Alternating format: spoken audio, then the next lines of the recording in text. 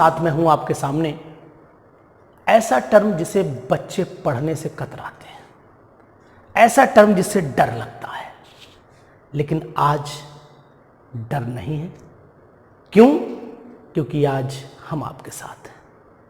तो इसलिए ऐसा टर्म लेकर के आया हूं। कौन सा टर्म है जिससे बच्चे दूर भागते हैं, जिसके क्वेश्चन कम कर पाते हैं, जिससे बच्चे परेशान होते हैं? तो जानना चाहेंगे वो टर्म कौन सा टर्म है? वो टर्म है PKA। ये टर्म जब एग्जाम में आता है तो इस टर्म से बच्चे परेशान होकर क्वेश्चन छोड़ करके चले आते हैं कि ये PKA वैल्यू है क्या, क्यों परेशान करती है इतनी PKA वैल्यू। आज के बाद आप कभी नहीं भूलेंगे, कभी ये क्वेश्चन गलत नहीं होगा आपका कि आखिरकार ये PKA है क्या। अब मैं आपको ये बता दूं कि दो टर्म होते हैं, ये एक होता है PKA और एक टर्म होता है PKB। ये दो टर्म है आपके सामने। दोनों टर्म ये एसिडिक नेचर को एक्सप्लेन करता है, एसिडिक नेचर को एक्सप्लेन करता है, और ये टर्म बेसिक नेचर को एक्सप्लेन करता है।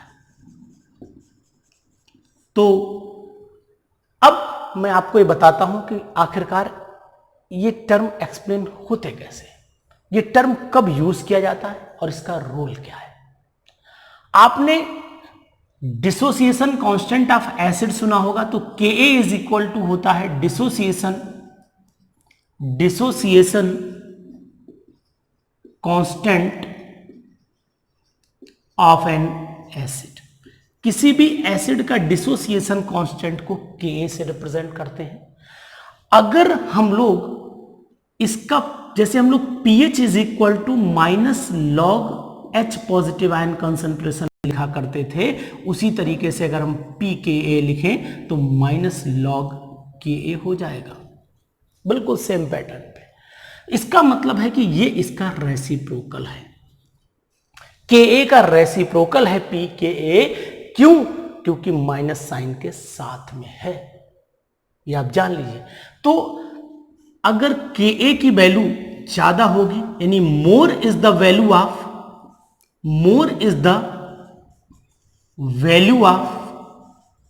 Ka, more is the acidic nature. जितना ज्यादा Ka की वैल्यू होगी उतना ही ज्यादा एसिडिक होगा। अब आप यहां पर ये जान लें कि जब Ka की वैल्यू ज्यादा होगी तो PKA की वैल्यू ऑटोमेटिक कम हो जाएगी, क्योंकि ये इसका रेसिप्रोकल है, नेगेटिव साइन के साथ में। तो अब फिर आपको याद क्या रखना है? More is the value of Ka, more is the acidic nature. तो जब Ka की वैल्यू ज्यादा है तो PKA की वैल्यू क्या हो जाएगी? कम हो जाएगी। तो इसका मतलब less is the value of PKA, more is the acidic nature. तो बच्चों आज के बाद आप बिल्कुल नहीं भूलेंगे कि जब भी PKA की वैल्यू ज्यादा होगी तो एसिडिक नेचर कम होगा, जब भी PKA की वैल्यू कम होगी तो एसिडिक नेचर ज्यादा होगा। तो Ka और Pk कोई इतने खतरनाक टर्म नहीं है, ये केवल एक रिप्रेजेंटेशन है in the term of logarithm.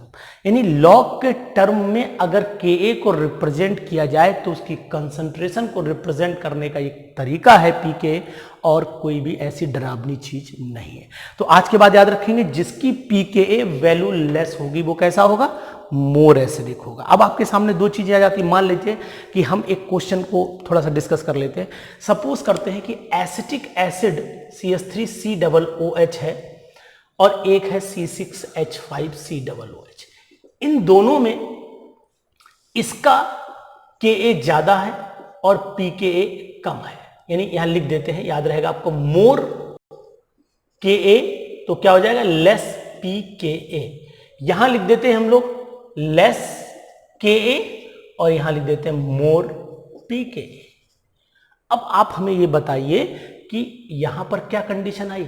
अगर आपसे पूछा जाए कि बताइए एसिडिक ज्यादा कौन है, तो बेंजोइक एसिड ज्यादा एसिडिक माना जाएगा, क्योंकि इसकी pKa वैल्यू लेस है, इसकी pKa वैल्यू मोर है। या फिर ऐसे भी क्वेश्चन आ सकता है, ये बताइए कि एसिटिक एसिड की pKa वैल्यू ज्यादा होती है जबकि बेंजोइक एसिड की pKa की वैल्यू कम होती है, क्यों?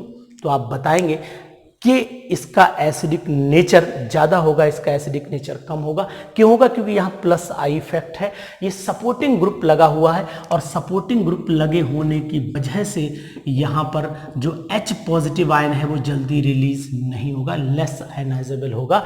जबकि C6H5 में एक बेंजीन लगा है, और बेंजीन कैसा ग्रुप माना जाता है? इलेक्ट्रॉन विड्रॉइंग ग्रुप में कंसीडर होता है, और इलेक्ट्रॉन विड्रॉइंग ग्रुप होने की वजह से जो H जो है वो थोड़ा जल्दी रिलीज हो जाएगा। और इसके अंदर एक बात और भी है कि इसका रेजोनेटिंग यानी जो फिर यहां पर अगर C6H5COO नेगेटिव ले ले, ये बेंजोइक एसिड है, तो बेंजोएट आयन बनेगा, और जो बेंजोएट आयन बनेगा वो रेजोनेंस के थ्रू स्टेबलाइज भी हो जाएगा। तो इस तरीके से आप Ka और pKa निकाल सकते हैं। अब यहीं पर एक बात कर लेते हैं pKb की। pKb भी Kb से ही रिप्रेजेंट होगी, तो मैं यहां पर इसी को रिमूव करके लिखता हूं, यहां पर Kb लिख देता हूं, और डिसोसिएशन कांस्टेंट ऑफ, अब ये कहलाएगा बेस। ये बेस का डिसोसिएशन कांस्टेंट कहलाता है, और बिल्कुल सेम पैटर्न पे ही चलेंगे, बिल्कुल घबराने की जरूरत नहीं है। जैसे pH की value -log H positive ion होती है, वैसे ही pKb की वैल्यू भी -log Kb के बराबर हो जाएगी। More is the value of Kb हो जाता है, तो मोर इज द क्या हो जाएगा? यहाँ पर बेसिक नेचर हो जाएगा। यहाँ पर मैंने टर्म बिल्कुल रिप्लेस किया है, आपको याद करने का ये तरीका। Less is the value of pKb हो जाती है, तो मोर इज द हो जाएगा आपका बेसिक नेचर। बिल्कुल सेम टर्म चलना है, सेम पैटर्न पे चलना है, घबराने की बिल्कुल भी जरूरत नहीं है। तो आज हमने आपको पूरा Kb और pKb के टर्म और pKa और Ka के टर्म को एक्सप्लेन किया, और ये टर्म बच्चों को अक्सर बोर्ड के पेपर में देखने को मिलते हैं। अगर आप किसी भी कंपटीशन का पेपर उठाइए, बोर्ड एग्जाम में लगभग every year you will get this type of questions, यानी कि हर साल आपको इस कैटेगरी के क्वेश्चन मिलेंगे, और ये क्वेश्चन अब आपसे गलत नहीं होंगे। तो more is the value of Ka, more is the acidic character, इस बात से आप pKa और pKb दोनों को एक्सप्लेन कर लेंगे। तो आज आपको पता लग गया होगा ना कि pKa और pKb क्या होता है। तो पढ़िए, रिवाइज करिए, घर पर रहिए, सेफ रहिए।